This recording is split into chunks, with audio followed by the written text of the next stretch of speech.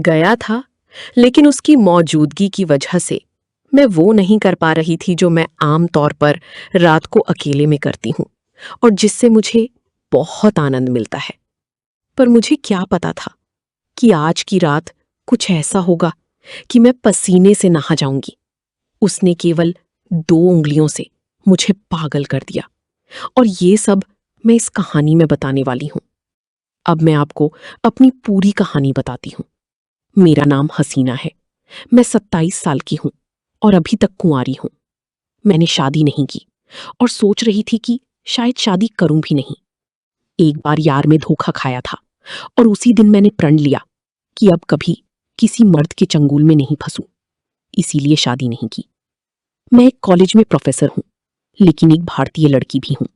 सुंदर, पढ़ी लिखी और स्मार्ट हूं। मेरे तन मन में नए जमाने की खूबी है। पर कल रात जो मेरे भाई ने मेरे साथ किया, उसके बाद से बहुत कुछ बदल गया है और मेरी सोच भी। अब मुझे लगता है कि अगर कोई अच्छा लड़का मिल जाए तो शादी कर लेनी चाहिए। कल की बात है। मेरा भाई जो 24 साल का है और इंजीनियरिंग कर रहा है, मम्मी पापा का दुलारा और मेरा भी बहुत प्यारा है। कल रात खाना खाकर हम लोग कुछ देर टीवी देख रहे थे। फ्री होकर मैं और मेरा भाई छत पर टहलने चले गए। मम्मी पापा अपने कमरे में सो गए थे। वे ग्राउंड फ्लोर पर सोते हैं, मैं फर्स्ट फ्लोर पर सोती हूँ और मेरे बगल वाले कमरे में मेरा भाई सोता है। रात की करीब 11 बज चुके थे तो हम दोनों भी नीचे आ गए। वो मेरे कमरे में आकर बोला, दीदी अभी नींद नहीं आ रही, चलो बातें करते हैं। हम दोनों ही बेड पर लेटकर बातें करने लगे। बीच बीच में वो अपने मोबाइल से खेल रहा था और मैं भी अपने मोबाइल पर लोगों की डीपी देख रही थी। तभी जोर की बारिश होने लगी। हमें दोनों को बहुत पसंद है और हल्की हल्की ठंडी हवा भी चल रही थी। देहरादून की हवा वैसे भी बहुत अच्छी होती है। थोड़ी देर में वो सोने लगा। मैंने कहा, भाई जा अपने कमरे में, तुम्हें नींद आ रही है। वो नखरे दिखाने लगा, दीदी तंग मत करो ना प्लीज। ऐसा कहकर उसने अपनी आंखें बंद कर ली और फिर 5 मिनट के अंदर ही गहरी नींद में सो गया। मुझे लगा अब क्या उसे उठाना, सोने ही देती हूँ। मैं उठी, बाथरूम गई और अपने कपड़े बदल लिए, क्योंकि मुझे टाइट कपड़ों में नींद नहीं आती। फिर मैं आकर बिस्तर पर लेट गई और मोबाइल पर कहानियां पढ़ने लगी। आजकल बहुत ही बढ़िया कहानियां पढ़ने को मिल रही हैं।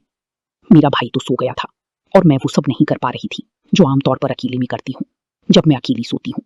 पर आज उसकी वजह से मैं ज्यादा कुछ कर भी नहीं सकती थी, इसीलिए मोबाइल रखकर सोने की कोशिश करने लगी।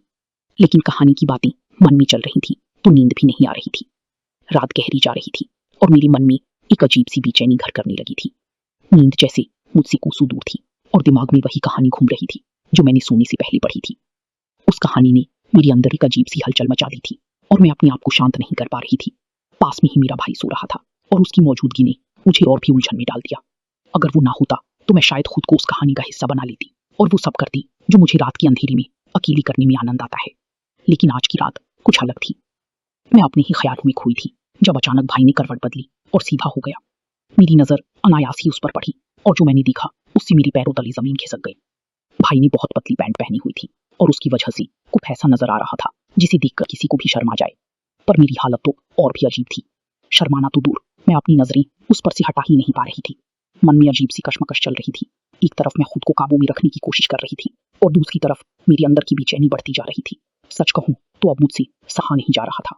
हर पल ऐसा लग रहा था कि अगर मैंने खुद को नहीं रोका तो कुछ ऐसा हो जाएगा जिसे रोक पाना नामुमकिन होगा। मेरी दिल की धड़कनें तेज हो गई और मन में डर समा गया। अगर कुछ हो गया तो भाई मेरे बारे में क्या सोचेगा, उसकी निगाह में मैं कैसी दिखूंगी। इन सवालों ने मुझे और भी असहज कर दिया। लेकिन दूसरी तरफ मेरे मन की एक गहरी चाहत मुझे बार बार उस दिशा में धकेल रही थी कि जो भी मेरे मन में है उसे पूरा कर लूं। मेरे अंदर की जद्दोजहद अब चरम पर थी। हर पल मैं खुद से लड़ रही थी, लेकिन कहीं ना कहीं मन की किसी कोने में वो कहानी फिर से उभरने लगी थी और उसकी वजह से मेरी इच्छाएं और भी बलवती हो रही थी। अब सवाल था कि क्या मैं अपने आप को इस आग से बचा पाऊंगी या फिर वो आग मुझे अपनी शिकंजे में कस लेगी। रात का माहौल पहले ही अजीब था और फिर भाई का फोन बजने लगा। शायद उस पर किसी ने मैसेज किया था। फोन मेरी साइड में ही रखा हुआ था क्योंकि भाई ने उसे चार्जिंग पर लगा दिया था सोने से पहले। भाई तो नींद में डूबा हुआ था, लेकिन फोन पर लगातार मैसेज आ रही थी और उसकी आवाज से मेरी बेचैनी और बढ़ गई। मैंने सोचा कि फोन साइलेंट कर देती हूँ ताकि आवाज बंद हो जाए, लेकिन साथ ही मेरे मन में ये सवाल भी उठ रहा था कि इतनी रात को कैन उसे मैसेज कर रहा होगा। मुझे भाई की फोन का लॉक पता था, इसलिए बिना किसी हिचकिचाहट के मैंने फोन अनलॉक किया। जैसे ही मैंने स्क्रीन पर देखा तो पाया कि उसका एक दोस्त उसे कई वीडियो भेज रहा था। मन में एक अजीब सी उत्सुकता जाग उठी कि आखिर ये वीडियो किस बारे में है। मैंने सोचा क्यों ना एक बार देख ही लूं कि इनमें क्या है। जैसे ही मैंने वीडियो चालू की मेरी आंखें फटी की फटी रह गई। बाप रे, मैं तो पूरी तरह से हिल गई थी। भाई ऐसी वीडियो देखता है, ये क्या हो रहा है? मेरा दिमाग जैसे ठहर सा गया। उस वीडियो में जो कुछ दिखाया जा रहा था वो मैं बिल्कुल भी उम्मीद नहीं कर रही थी। पर जैसे ही एक वीडियो खत्म हुई मेरे अंदर बाकी वीडियो देखने की लालसा जाग उठी। मैंने बिना सोचे समझे अगली वीडियो पर क्लिक कर दिया। एक के बाद एक सारी वीडियो देख डाली। हर वीडियो में